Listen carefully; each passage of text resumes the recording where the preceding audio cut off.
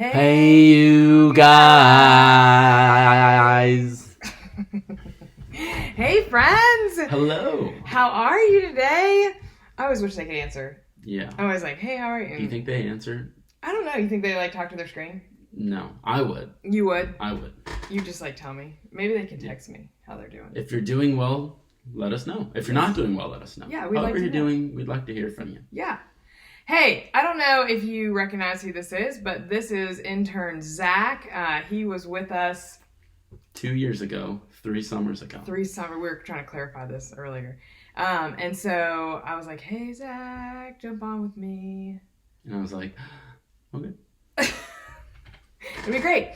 So, anyway, Zach was with us 3 summers ago, and then he stayed. Well, you stayed almost to Christmas when you interned. I think, yeah. So I went home for Christmas. I came back up for a little bit to grab my stuff before I moved. Yeah. So yeah, right around Christmas time. Yeah. But I wasn't here for Christmas. So since then, he has joined the Navy. I did. He's now a Navy man. I'm a Navy man. Yeah. So and you work on a ship. I work on a ship. What's the name of the ship? It's called the Gunston Hall. Gunston Hall. The Gunston Hall. Okay. Sounds very prestigious. Is it a nice ship? It's an older ship. It's an older ship. Okay. So what would you say is one of the coolest things that you've enjoyed or that you've experienced? So, a lot of the schools they send us to, and I'm still pretty new, so I haven't done a lot yet. They teach us how to drive ships. Oh. So I'm going to be able to drive the ship. Really excited about that whenever that happens for real. I also did a search and rescue swimming course. That was a lot of fun. So you're certified to do intense stuff. Yes. That's really cool.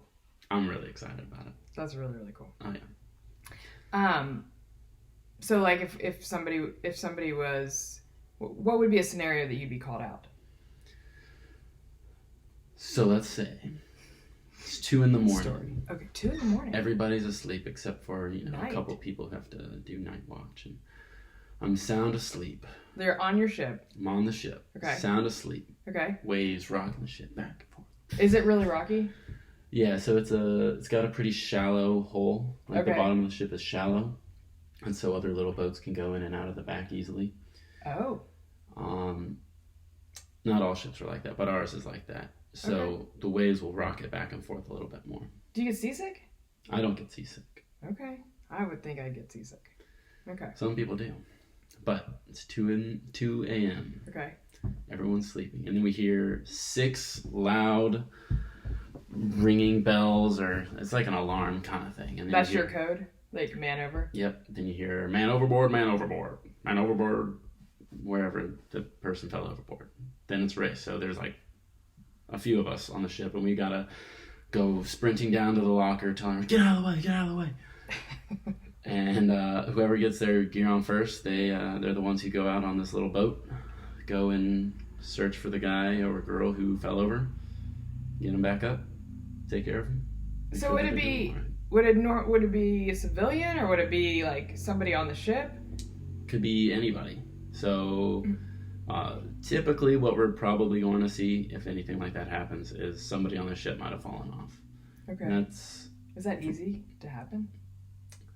I mean, we have people who kind of rove outside the ship, and if it's rocking back and forth, something like that could happen. We do have these nets around the outside that'll catch people, but I mean, people can still fall over. It's possible. Wow. Yeah. What happens if it's icy? Do you have special gear? Yeah, so we do have special gear for that. They might put us in so there's all different kinds of clothes we can wear. We have a wetsuit. We also have a dry suit. And if it's really icy, we might wear a dry suit. And what that does is that keeps our entire body completely dry from the water. Wow. With the exception of our head, because we have to breathe. But underneath the dry suit, we'll put on all this kind of warm gear. But it is hard to move in one of those dry suits. Because you have to get all the air out of it, and it just sucks your body and feels really weird. I bet. Goodness. Well, that's wild. I'm proud of you. I think it's really cool. Thank you. It's really neat. Thanks for serving our country. Thank you. Thank you for paying your taxes. There we go. Okay, so the other thing that Zach and I have been talking about, and we've been learning from some of our friends, it's some of our teenage friends, is that there's a new update for the iPhone. 14, and it's kind of been a big deal. And I updated. Did you update? I updated. Okay. I'm trying to figure it out still. Yeah, so there's you can customize it now. And you can apparently make the apps look like different colors, and I don't know. I can't figure that part out. We're going to have to get one of them to teach us. They probably already know. They probably already did it. Their phones look... You can get widgets and... I got a widget. It's like a big one that goes across the top. Oh. Yeah. What widget did you choose? Oh, it's a smart stacking widget. What does that mean? Look, so, boom. It has the, like, weather, and then you can change it to your notes, and then map, pictures, calendar. I haven't messed with the widgets yet. Yeah. That's a lot of fun. And you can, like, go into fitness. I like that. Oh, yeah. Well, so Samsung users, or what is it? What are the other non-iPhone phones? I think we just call them not iPhones. Not iPhones? Okay. Yeah, iPhones, they've been bragging that they can customize their screens for a while. Well, they don't really know any better. Oh, yeah. But now we can. Yeah. I think the other feature that I've loved is like when somebody calls, normally it would like just if you're on your phone and somebody calls, it just takes over the whole screen and you have to like make a decision. Yes. And now when somebody calls, it's just like a little drop down and you can choose. I mean, you can just swipe up and say, I don't want to answer right now. And I remember that was a feature on the Samsung when I had the Note Edge. Oh. Yeah. And I thought that was really good, but it had a little side screen, so I could like answer it on the side and still have the whole screen. Oh. But the little side screen, I think, was just a gimmick. Oh.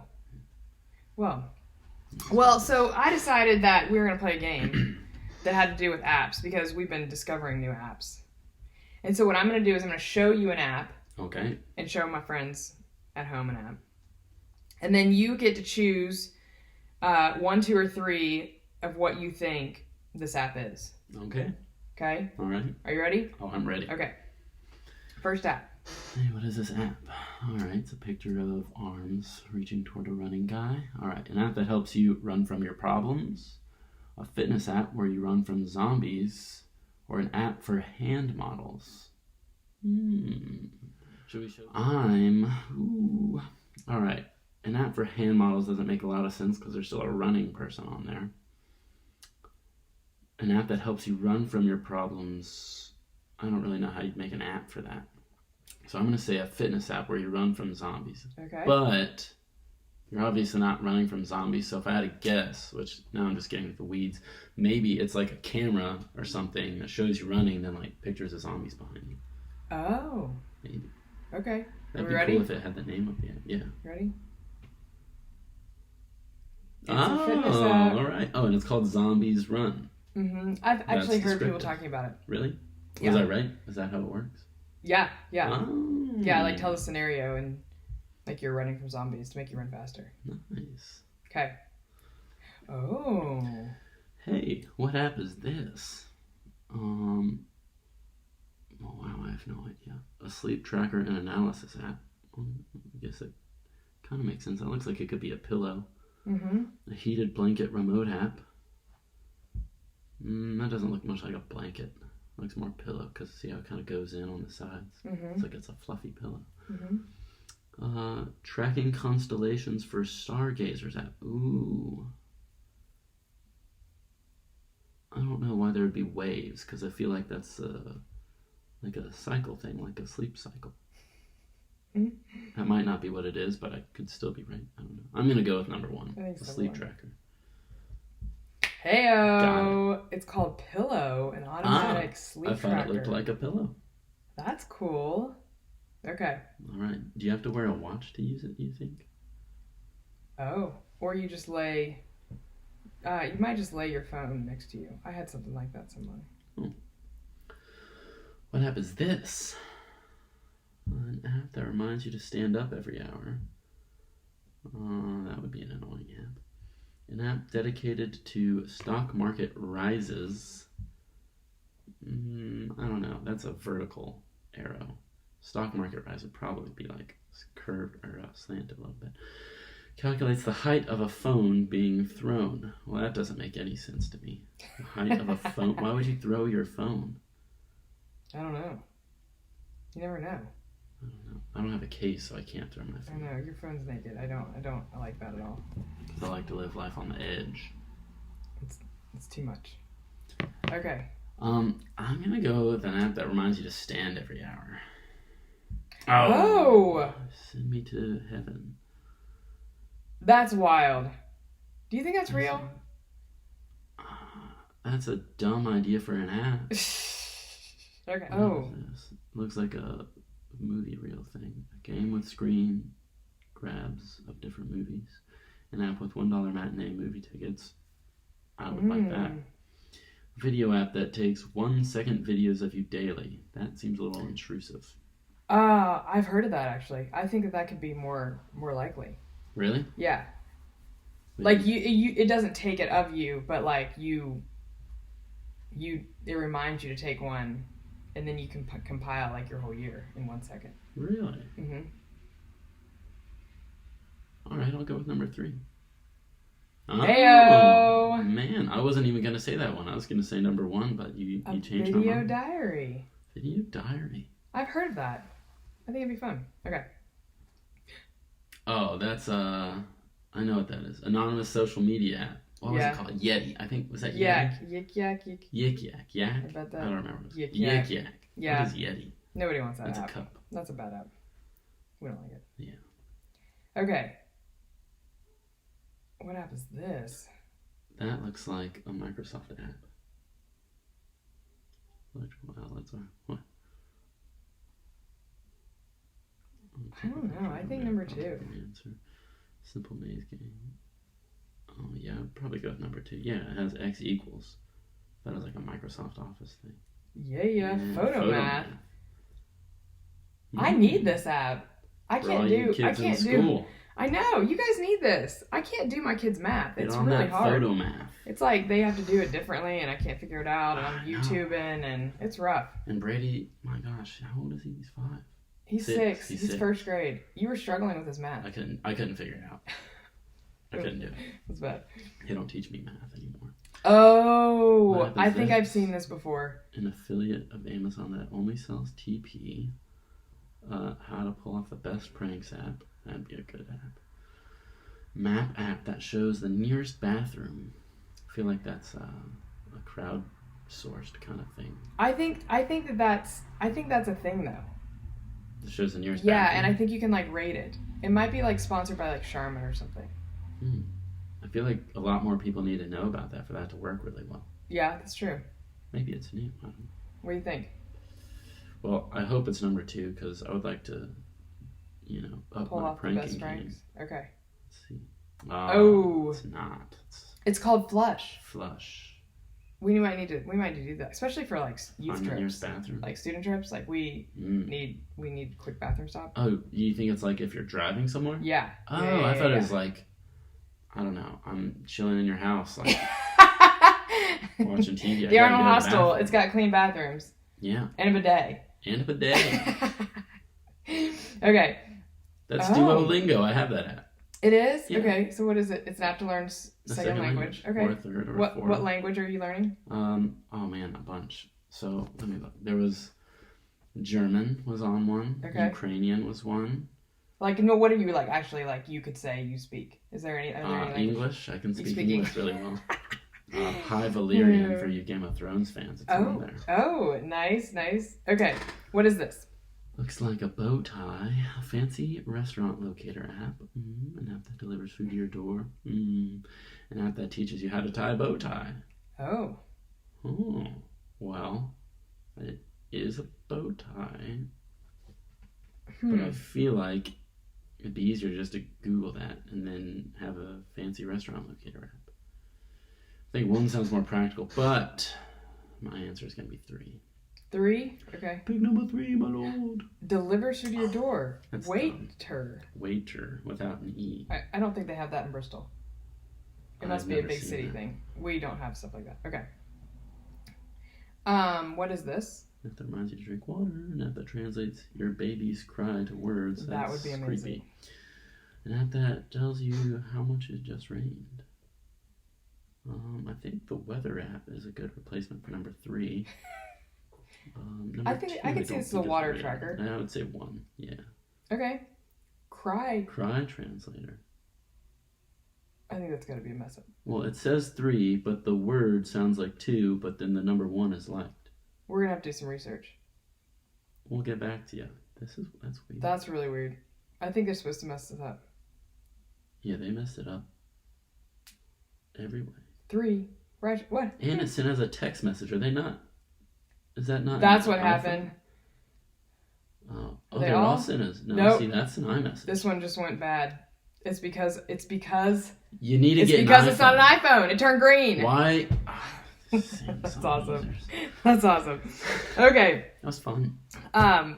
We love it. Hey, so we are in our second week of home groups, and this week we've been talking about Abram. And how God used him to build a nation. Like a whole nation. Like his nation. Like it was a big deal. And so we found ourselves in Genesis 12. Mm-hmm. And so in Genesis 12 is God comes to Abram and says, "Come on, dude, I got big plans for you." Yeah. Right? That's exciting. So it says Genesis 12. Go get your Bibles. Get your Bibles. Dust it off a little bit. If you haven't used it. Okay, get your Bibles. Genesis 12, chapter 12, verse 1. The Lord said to Abram, "Leave your country and your people and your father's household and go to the land I will show you. I will make you into a great nation, and I will bless you, and I will make your name great, and you will be a blessing. I will bless those who bless you, and whoever curses you I will curse, and all the peoples on earth will be blessed through you." So Abram left as the Lord told him, and Lot went with him. And Abram was 75 years old when he set out. And he took his wife Sarai and his nephew Lot, and all the possessions that he had accumulated, and all the people they had acquired in Haran. And they set out for the land of Canaan. And they arrived there. Okay, so then we see God has called Abram. Yes. And he makes all these promises to Abram. Like, Abram, I'm going to do this for you, and I need you to do this, and it's a bunch of like God promising, I will do this, I will do this. Mm-hmm. Right? And so prior to this, we just see a lot of destruction, a lot of people just doing their own thing, doing what they want to do. Yep. And Abram is set apart from that. Yep. And so we see God begin establishing this new nation using Abram. Yeah. But he gave Abram some like strict things, like, I want you to do this and do this and do this. And if we keep reading, we see that Abram is a human. He is a human. And he's pretty broken. And so what happens next? There's this famine that hits. Abram's going, he's doing. Yeah. A famine hits. So he goes down to Egypt. So he freaks out, like, I don't have enough food. Mm-hmm. And so he goes to Egypt to ask Pharaoh for some food. Yep. Right? But at the same time, if we go back, we look, God had promised to take care of him. He did. And to bless him. Yep. And so we see this struggle in Abram's humanness of, even though God's promised he's going to take care of me and promised he's going to bless me. Well, first God says, leave everybody. Leave everyone. And everything. Everything. Just take Sarai. Just get. Right? Yeah. And he takes his nephew Lot. It's true. And so it's like, okay, God, I'm going to follow you. I'm going to do this, but I need a little bit of security with me. Mm-hmm. I'm going to take my nephew. Yeah. Right? So we still see here, like, even though Abram has had this huge call and it is very obvious and he's, very confident in this call, he still is struggling to obey and to trust that God's got him under control. Yeah. So then here we see it again in that Abram's struggling to trust God just to feed him. Yep. And just in some of the other everyday stuff. And so he heads to Egypt and he realizes, my wife is really, really gorgeous. It's a good thing to notice in a wife. It's a good thing. And he said, and I was reading this one thing. It said, like, if you read about, like, historians have written that, like, Lot's wife, I mean, why do I keep saying, Abram's wife was so beautiful that, like, the women in Egypt looked like monkeys compared to her. Like, she would have been noticeably a head turner. Dang. She was gorgeous. And so, he, on his way, he, like, starts to get nervous. And so what does he say? He says, honey, you look too good. If Pharaoh wants, to take you. As his wife. Let him take you. Yeah. Because I don't want to die. I don't want to die. Because he would die, I mean, Pharaoh would take him anyway. Yeah. And so he would just kill Abram. His rationality was, if they think that we're married, then he's just going to kill me and take you. Yeah. But we got to go because we got to get food. Yeah. And so he says, tell him that you're my sister. Mm-hmm. And so then she goes in, and Abram kind of lives high life. But then they start to experience some serious diseases. Yeah. And they realize, like, this isn't right. Yep. And Abram has to come clean. And then they're chased out of Egypt. Yep. Okay, and so we see this, like, oh my gosh, Abram, you have been promised these incredible things, and you've been promised that you're going to start this nation, and that you're going to, your descendants, and that was a big deal in that time. Like, your descendants will number the stars, and your descendants will, you will have so many descendants. And so why would you struggle to obey? Why would you struggle to listen to what God is promising you? But that's the thing that I think is so cool about this, is, like, reading this, is like, God has called this person, but he's a human. Yeah. He has desires to follow God, and he has desires to grow and to trust God, but he's still human. He still struggles to trust him. But God doesn't just say, oh, you messed up, you're out. And we see this, we keep reading Abram's story, and he later becomes Abraham, and God reestablishes covenant with him, and God still uses him, and he still messes up. Yeah. He doesn't trust God. He doesn't trust God's plan. He doesn't trust God's timing. He tries to take things into his own hands, and never once does it dismiss him from being called by God to do great things. That's right. It does. And you see that play out throughout his whole lineage and throughout all of Israel and the Jews. I mean, that's what Israel means, is like fighting with God or wrestling with God or something like that.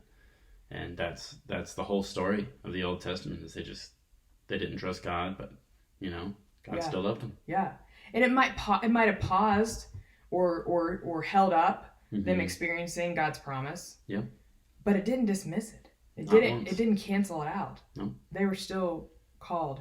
And so if I think about that, like, we stop right there, and we're going to keep journeying, through Scripture as we go through this series in the next 10 weeks. But really thinking about, like, oftentimes we go ahead and disqualify ourselves when we think, like, God can't use us. Yeah. Because I do this, or so-and-so. A lot of times I think it's like, so-and-so does this better, so I'll just let them do it. Or they were cut out for this, or, whatever it might be. And instead of just trusting that God is building us up, and he's called us, and that he has designed us for specific ministry, or specific leadership, or whatever our calling might be, that he's designed us with purpose. Yeah. And it doesn't, just because we mess it up doesn't mean that we're out. Right.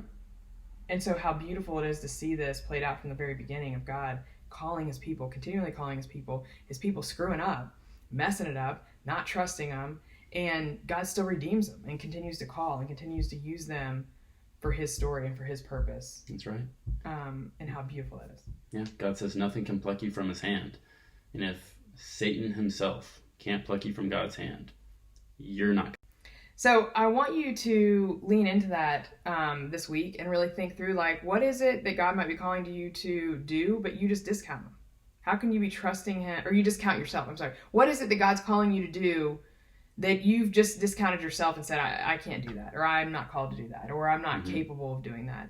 And where do you need to really trust God to provide and to grow you and give you the, equip you and give you the things that you need to carry out that call? What does that look like? And I think it's easy to sit and say, like, well, I have no clue what God's calling me to do. But how can we really lean in and just say, God, be real, show me, give me eyes to see. I think a lot of times we're just so busy in our own world and we just go, and we don't stop to really say, like, God, what is your call, your will for me in this world? If it sounds like it's ridiculous, why would I have to do that or something? Well, sometimes things are ridiculous. You just gotta trust. Yeah. And that's hard, especially because, like we were saying, like, why would he want me to do that? I'm not good enough. Well, like, yeah, sure, you're not good enough. Yeah. That's the whole point of the Bible. Nobody's good enough. But God is, and he just needs you to do something for him. Yeah. And he's gonna walk you through it. Yeah. And give you what you need. Yeah. So, cool. All right. Well, I'm thankful that have Zach this week. It's so much more fun to have somebody on with me than just like talking to the screen by myself. Yeah. So sounds I like appreciate you being on. All right, guys. Well, join us if you can in person for any of our home groups or Sunday night, and be looking for texts if you are not sure, or social media. And text on your new iPhone. Yeah, new iOS if you have an iPhone. Anyway, I hope you guys are doing well, and we'll see you later. See you soon. Bye. Bye, you guys.